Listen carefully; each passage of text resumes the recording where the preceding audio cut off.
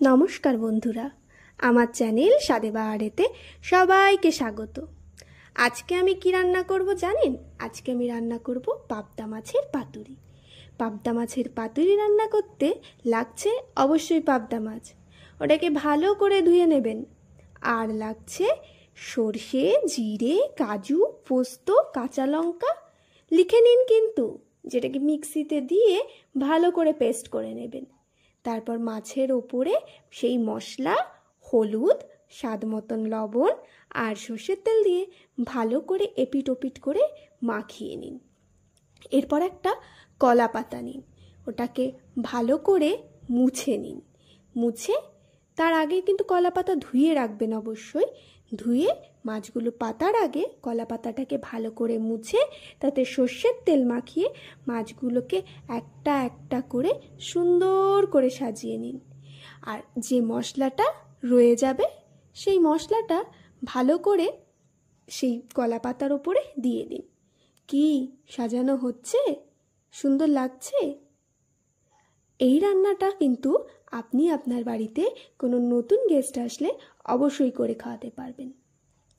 নামও পাবেন যদিও খুব।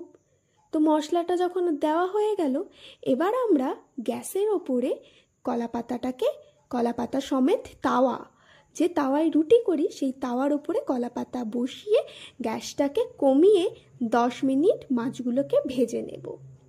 10 মিনিট মাছগুলো ভাজা হয়ে গেলে আবার অন্য একটা কলা পাতা নিয়ে সেই মাছগুলোকে আমরা ফিরিয়ে নেব। ফিরিয়ে আরও 5 মিনিট মাছগুলোকে ভেজে নিলেই রেডি হয়ে যাবে আমাদের পাবদা মাছের পাতুরি। নামানোর আগে মাছের ওপরে মনে করে একটু সর্ষের তেল দিয়ে নেবেন। আর যখন রান্না হয়ে যাবে তখন গরম গরম ভাতে পরিবেশন করুন পাবদা মাছের পাতুরি। দেখবেন কত নাম পাবেন। আর নতুন অতিথি বাড়িতে আসলে অবশ্যই একবার ট্রাই করুন। খুব সহজে আর খুব টেস্টি এই রেসিপি পাবদা মাছের পাতুরি। কেমন লাগলো অবশ্যই কমেন্টে জানাবেন। আর বাড়িতে অবশ্যই একদিন রান্না করবেন।